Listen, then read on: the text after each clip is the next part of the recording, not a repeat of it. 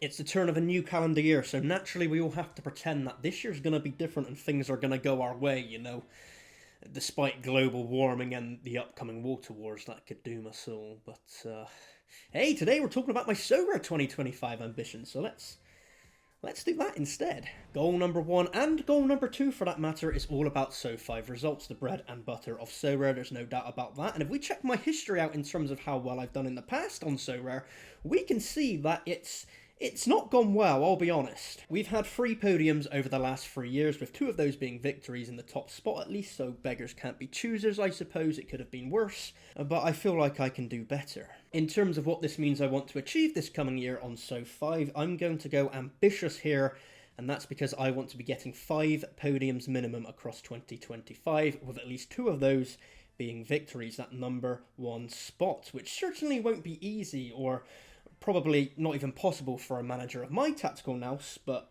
we're going to give it the good old college try. And I say all of this as I plan to be a bit more thoughtful with my SO5 lineups this coming year, not just setting and forgetting random stacks in random divisions across the board.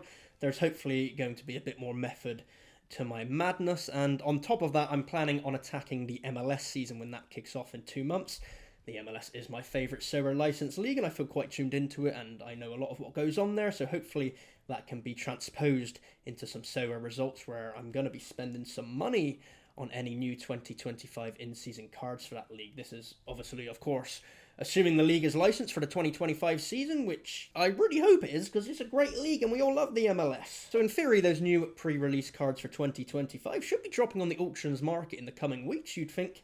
And, fingers crossed, buying some cards there and having a more streamlined and focused approach with my account will go a long way into getting me some more podiums. Now, I'll go more in depth into my MLS setup for the 2025 season in the coming weeks, so subscribe to check those out when they drop. And going back to my podium goals, we also have to consider the 25/26 season update for the European leagues around the July-August time as well. My classic teams will then be a lot more filled out when my current in-season European cards transcend into their new life as classic cards.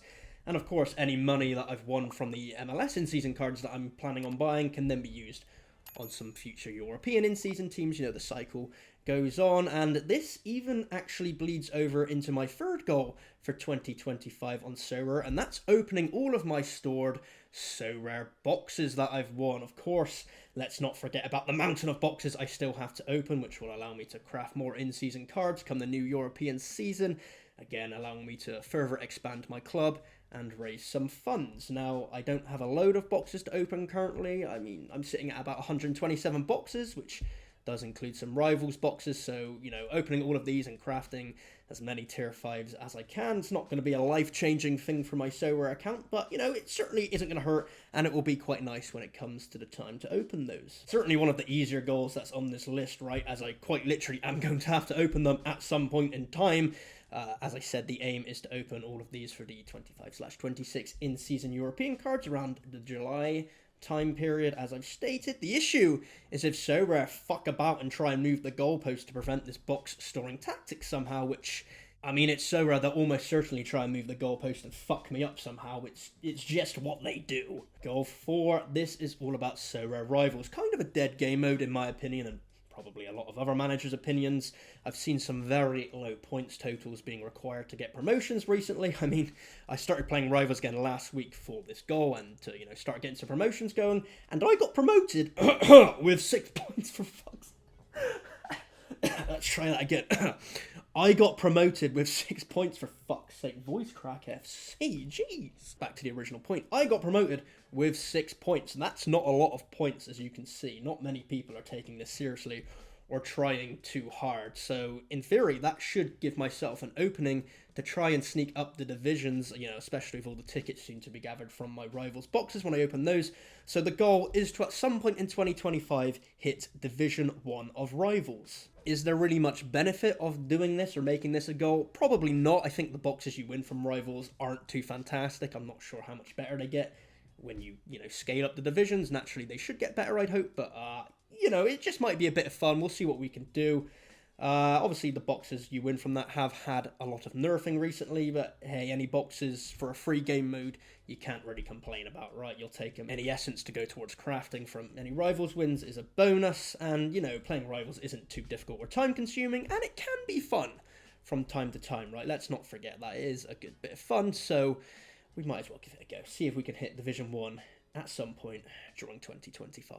Goal 5 is then all about cleansing my Sorare account, and that's basically getting rid of a lot of the shit currently in my account with no use or even essentially no value at this point. It's more so a thought for the future in that a load of my current in-season cards will soon become classic cards, obviously meaning I have a greater influx in terms of the volume of classic cards I have available, and more options is certainly nice, but too many classic cards will fuck my fucking autistic brain up. I need to get rid of the shit, raise any funds I can, right? They simply won't be getting used. Even if they're worth 10p, for fuck's sake, I might as well sell some of the shit, you know, some of the fodder in my account. And this is more of a personal mission, this one. It's fairly easy to, you know, figure out what I don't need and sell some cards. It's just all about streamlining my account, you know, not for the sake of it, but so that my SO5 lineups are more targeted and focused and have a bit more thought behind them, as I said earlier, rather than, you know, oh, look, me have Wolfsburg stack, me must field 5-man Wolfsburg team. Like, no, Wolfsburg are fucking shit. I don't want to play Wolfsburg stacks anymore. Which leads me to goal 6, which is more of an intrinsic goal.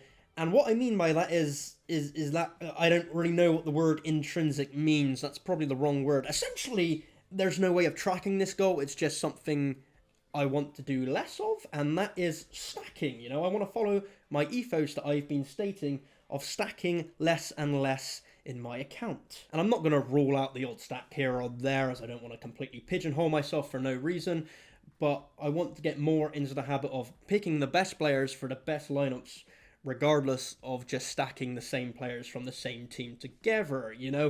It seems like common fucking sense, right? Pick the best players for your best teams, but I've not been doing that the last few years, as you can tell by my lack of podiums. And goal 7. Now, this is kind of a dumb goal, I'll be honest, but hey, yeah, maybe it'll pay off, maybe it'll do some shit for my life. Because I spend a good chunk of my time on Sorare, right, researching and creating my lineups, of course making incredible Sorare-based content, and just all around staring at soccer NFTs. Who doesn't love staring at our NFTs? But, you know, it's not the healthiest pastime, all things considered. So I thought, how can I incorporate Sorare into becoming an all-around healthier human being at life? So for 2025, for each game week, for every lineup that doesn't win a reward, including training lineups, I have to do either 10 press-ups, 10 squats, or 10 bicep curls, depending on the muscle group I plan on exercising for that particular day.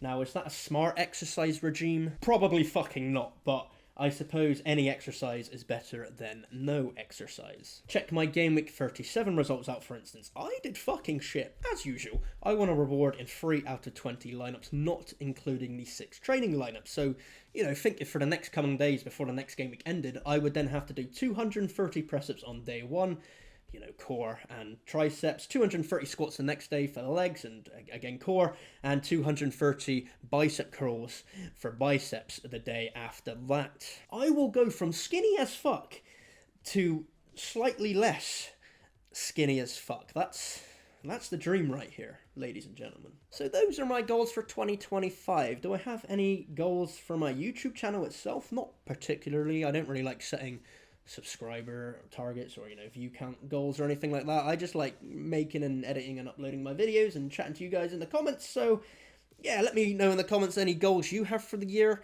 and I hope you have a fantastic Sorare. You know, that would be great. I hope we all have great Sorares this year, and I'll catch you next time because I love you.